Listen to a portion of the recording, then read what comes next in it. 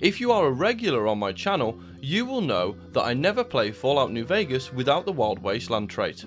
In fact, I don't think I've played without it since I was a teenager. Jesus Christ, I'm old. Anyway, since I always play with this trait, I thought it would make for a fun challenge run to play the game only using Wild Wasteland items. And apparently, so did you guys. So here's today's video.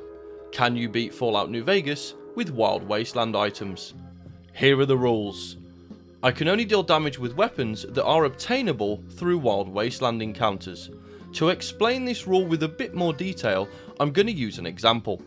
If you have the trait and head northwest from the strip, you can find some Zetans loitering around their crashed ship.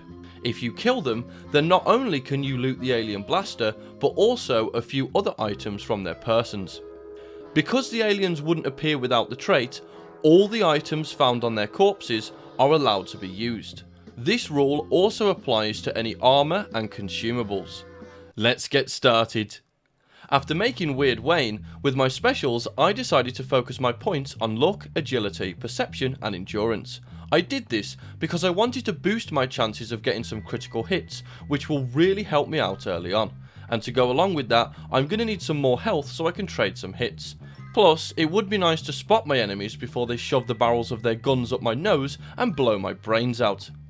For my tag skills, I go for guns, energy weapons and medicine. And for my traits, aside from the obvious, I added skilled to give myself a nice little boost. Upon emerging into the blazing heat of Goodsprings, I immediately set off to get my first lot of items. First up, I make my way north of the town to find Johnny Five Aces. Unfortunately, he has no weapons on him, but he does have a pretty swanky outfit. After this, I grabbed the gambler's hat from a dead man who was tragically named after his family dog. Then I made an attempt to get to Vegas by going past Sloan. Attempt being the appropriate word to use, because the deathclaws that inhabit this limestone covered cesspit proceeded to slice my backside like a Christmas ham. Eventually, to save my aforementioned peach cheeks from further maulings, I opted to take a longer route to get to my destination. When I arrive, I sell my non-Wild Wasteland gear and ammo to the Vendertron at the Gunrunners, then I have a nice stroll over to Cerulean Robotics. Head inside and immediately do a 180-degree heel spin to leave, to which I am then greeted by Maud's muggers. Now, you might be wondering how I'm going to get their items from them since I can't damage them. Well, first I tried luring them to the King's member guarding the water, but he decided to shoot me instead, so that plan went out the window. As it turns out though, the rats inside the robotics factory don't like intruders, especially problematic pensioners. Now, I have an issue. The King's member turned me into Swiss cheese, and since I haven't found any stimpaks so far in my Wild Wasteland encounters, it would seem that I'm not able to heal given my current predicament. But one thing I do have is a lot of patience. So whilst the muggers were distracted by the vile vermin, I opted to crouch in this corner and just wait. Because with the trusty Vault 13 canteen, I actually have the ability to heal 15 hit points every 5 minutes. And as you can probably guess, getting back to a decent amount of health took hours. So I just left the game running while I did some stuff around the house. When I got back, it turned out that not only did I have a decent amount of hit points back, but Ida was the only member of Maud's muggers left alive. So after beating her to death with her peer's rolling pin, I loot all their bodies, which gives me a switchblade, 2 rolling pins, a couple of bottle caps, and 3 pre-war spring outfits. Now that I have a switchblade and a rolling pin, I can at least do some damage. But I'm going to need a ranged weapon, and if I attempt to get the alien blaster, I'm most likely going to end up turning into a pile of ash. There is a ranged weapon, however, that I can get without my organs being turned to goo, but I have to help the king to get it. Which isn't too bad, since if you play your cards right, then you don't even have to draw your weapon whilst you work for him. After sorting out some beef between him and the NCR, he lets me borrow Rex, who leads me to a well, which allows me to get the Aberline Kid BB gun. After using it to put down some Brahmin with mad cow disease, I make my way past Prim en route to Camp Searchlight. I'm going there to get the holy hand grenades, but I didn't realise until I arrived that getting into the basement where the grenades are located would be this difficult, Aside from the crackheads wandering around the outskirts of the town looking for their next fix, the sheer levels of radiation in the area was dissolving my organs like I drank an entire bottle of paint thinner. Then when I eventually make it to the basement, these two golden geckos inside ripped my lungs out repeatedly for over 30 minutes. And let me be clear, I wasn't even trying to kill them, I was just trying to grab the grenades and get out of there. Eventually though, through a sheer stroke of luck, they missed their first couple of attacks on me, so I managed to grab the grenades and get the hell out of Dodge. After getting my radiation healed by the good doctor, I took a nap in one of the nearby caravans, then made my way northwest of the strip to get the alien blaster. The Zetans didn't even pose a problem to me after lobbing a holy hand grenade right at their feet and watching as they explode into a million pieces. After looting all their weapons and ammo, I get a passport from Ralph and use it to enter the strip. Unfortunately though, the Securitrons guarding the gate don't really give a rat's ass if they blow your limbs off with splash damage when attacking other random NPCs, which forced me to introduce myself to House so I can get access to the presidential suite just so I can heal. Now that I am, I head to the tops to get rid of Benny.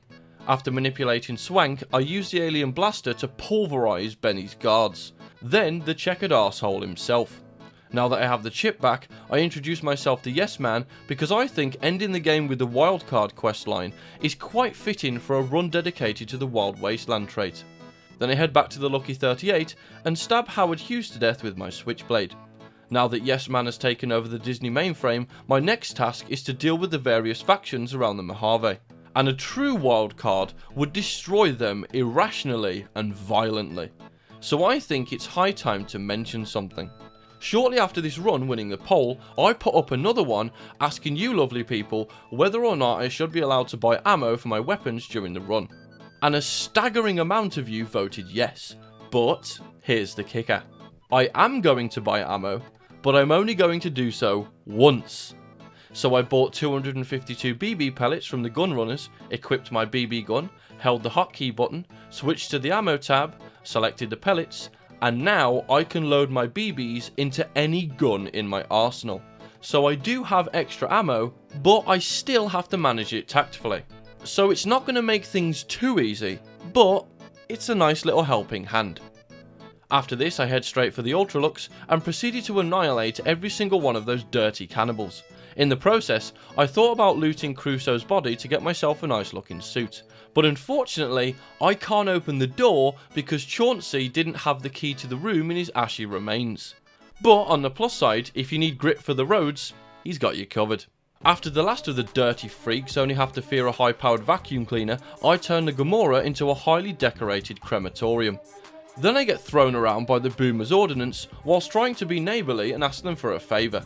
But since they decided to jump to an immediate hostile reaction, I drink out of Pearl's toilet, then I slaughtered all of them. Up next on the list of bridges for me to burn are the Great Khans, but first I have to get through Bonnie Springs. Unfortunately, it's infested with vipers, but on the plus side, I get to kill some vipers. When I get to Red Rock, I clear out the Great Khan's armory, then I turn Papa Khan's longhouse into a slaughterhouse.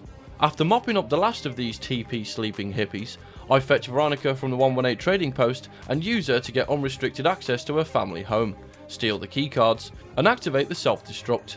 After barely escaping with my life, I inform Captain Happy that I've destroyed all the other factions. Then after a quick nap, I head over to the El Dorado substation and activate the power without the NCR finding out about it.